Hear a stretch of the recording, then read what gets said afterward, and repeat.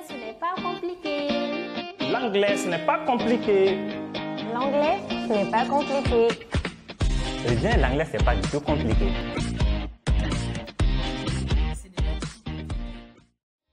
Super.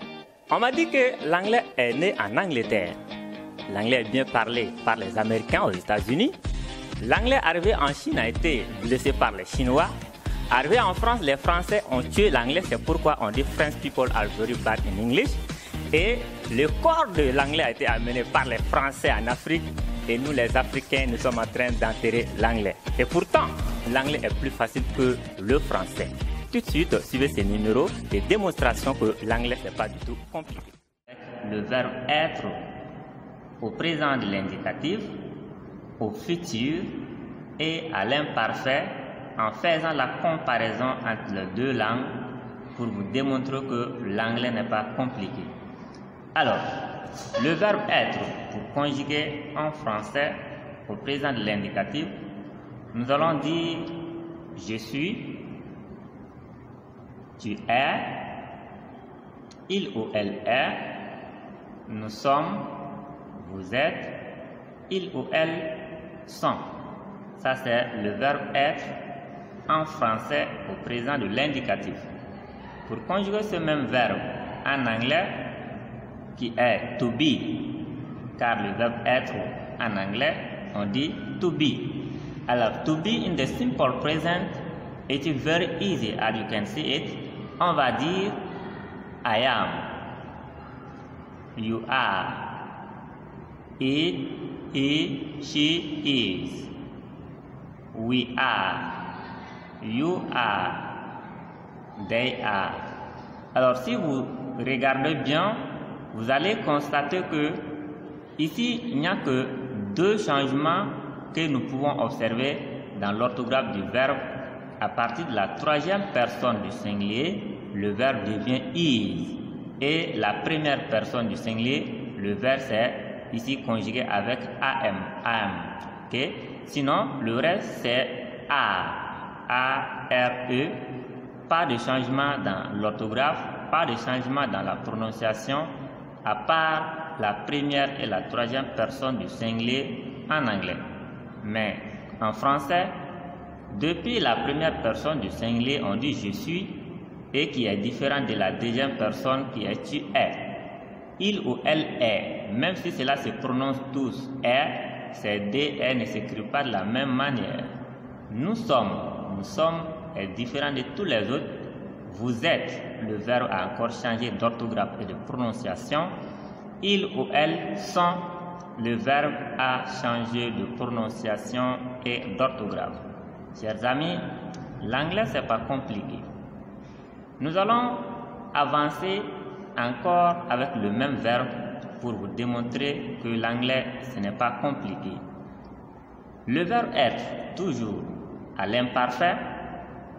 Pour conjuguer ça en français, nous allons dire j'étais, tu étais, il ou elle était, nous étions, vous étiez, il ou elle était. Ça c'est en français. Observez bien le changement qui opère ici. On dit j'étais, tu étais, il ou elle était, tout se prononce était, mais la troisième personne du singulier ne s'écrit pas. Le était est différent des deux autres ici en termes d'orthographe, mais la prononciation quand même reste la même. Nous étions est différent de tous les autres. Le verbe a changé d'orthographe et de prononciation. Vous étiez, le verbe a encore changé d'orthographe et de prononciation. Il ou elle était, même si on attend le son était, ça ne s'écrit pas de la même manière que les trois autres étaient en haut. En anglais, voyez-vous ce qui arrive ici en anglais pour conjuguer ce même verbe qui est to be. L'imparfait correspond ici au prétérit, si vous voulez bien aussi au simple past en anglais.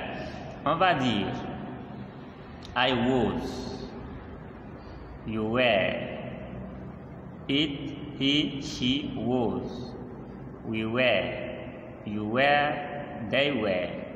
Alors ce qu'il faut noter ici, c'est que seulement la première personne et la troisième personne du singulier, le verbe se conjugue avec W-A-S qui se prononce was. Sinon, tous les restes, c'est avec W-E-R-E qui se prononce were. Alors, on peut dire ici, en gros, l'anglais n'est pas du tout compliqué comme le français.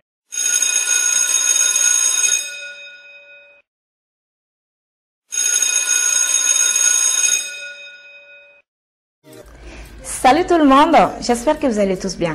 Moi c'est Tifa Luxe. Je suis devant vous aujourd'hui pour vous montrer une marque de produits qui a complètement changé toute ma vie. Vous avez été nombreux à me demander, la belle Tifa, quel produit de savon tu utilises pour ton beau corps?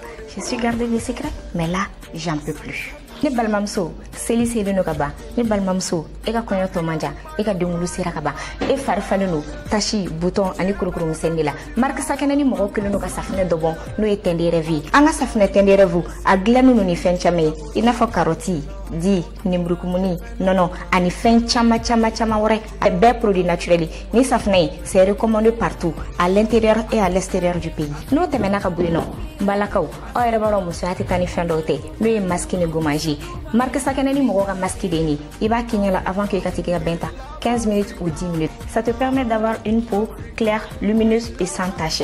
Wa ali da machan keme shigindoro.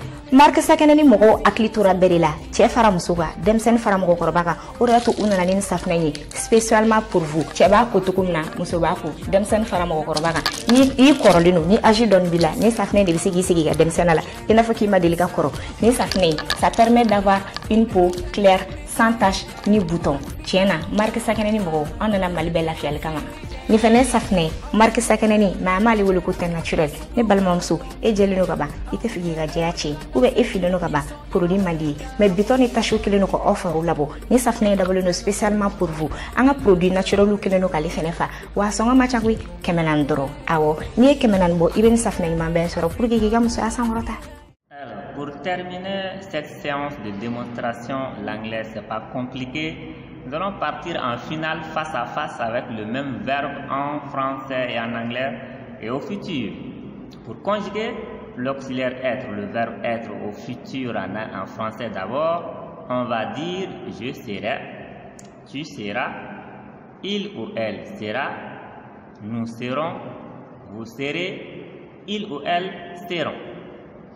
Quand vous observez bien, vous allez voir qu'on dit je serai qui est différent de tu seras.